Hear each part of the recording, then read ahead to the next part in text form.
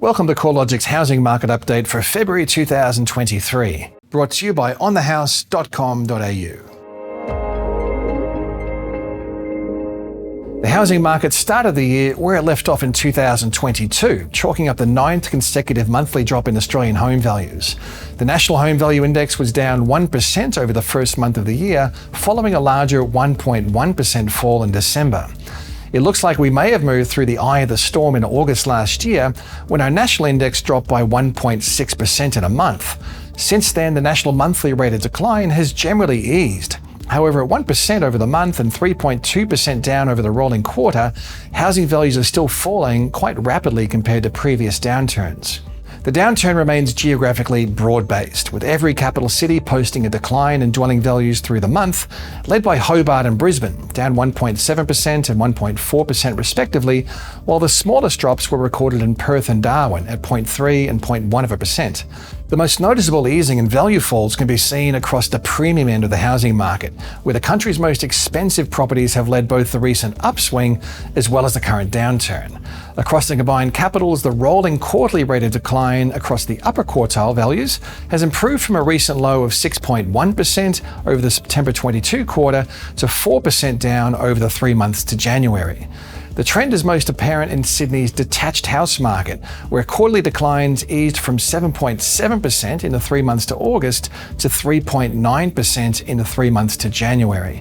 The improvement could be reflective of more buyers taking advantage of larger price drops across the premium sector, where house values are already down 17.4% since peaking back in January of 2022.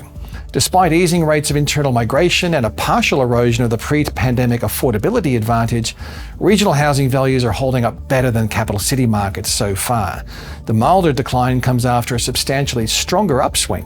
Across the combined regional areas of Australia, housing values surged 41.6% higher through the upswing, compared with a 25.5% rise across the combined capital cities. Since peaking in June, the combined regionals index is down 7.4%, while capital city values are down 9.6% from their April peak.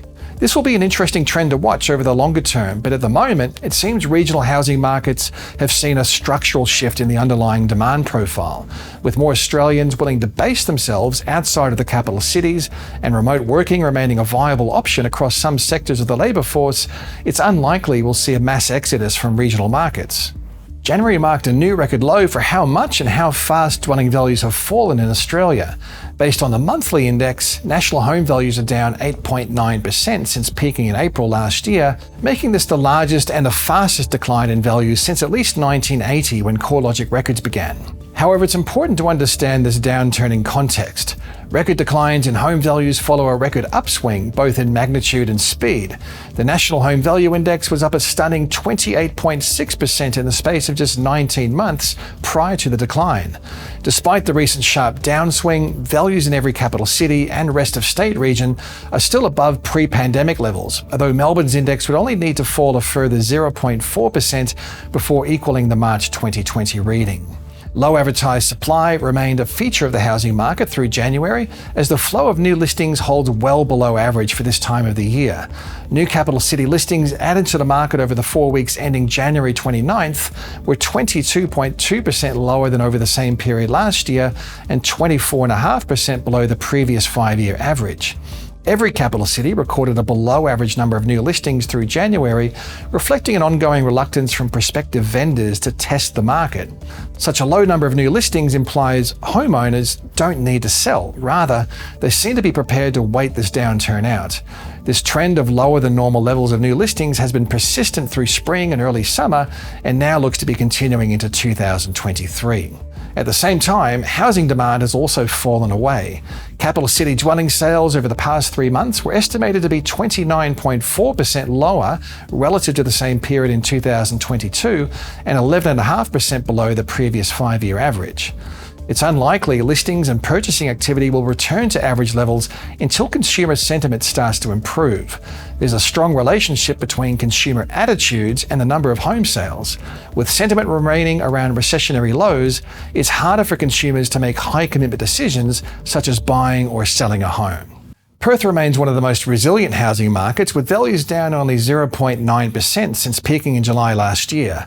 The sheer affordability of Perth housing values, which have risen by just 6.4% in total over the past 15 years, helps to explain why the market has been less impacted by surging interest rates. Tight supply levels and extremely low vacancy rates have also insulated the city's property market. Perth's median house value is just $585,000, the lowest of any capital city, and about $620,000 lower than Sydney's median house value. Clearly, there's a lot happening in the property market. Even though value falls have generally become less significant, it looks like this downturn still has some way to go.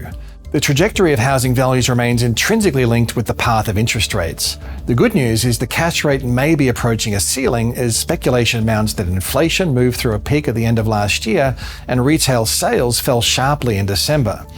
However, it's fair to say there remains a substantial range between the interest rate forecasters, highlighting the uncertainty about where and when interest rates might eventually land. A few clues that inflation may have peaked can be seen in the quarterly CPI numbers. While the trimmed mean remains extremely high, the quarterly rate of growth reduced in Q4, due in part to a sharp drop in the housing component of CPI, which carries the largest weight within the CPI basket. We can also see the main driver of inflation has switched from non-discretionary price rises to discretionary. As the recent spate of rate hikes eventually dampens consumer demand, we're likely to see a pullback on discretionary spending, helping to push inflation lower. Once interest rates move through a peak, it's likely that housing values will gradually stabilise. However, there will need to be a spark to ignite another growth cycle. The most obvious stimulus would come from a drop in interest rates, but any cut to the cash rate probably won't occur until late this year at the earliest. Other factors that could support housing activity would be a rise in consumer sentiment, an easing in credit policy, such as a reduction to APRA's serviceability buffer, or fiscal incentives aimed at stimulating housing demand. Some downside risks from the large number of fixed-rate mortgages due to expire later this year remains.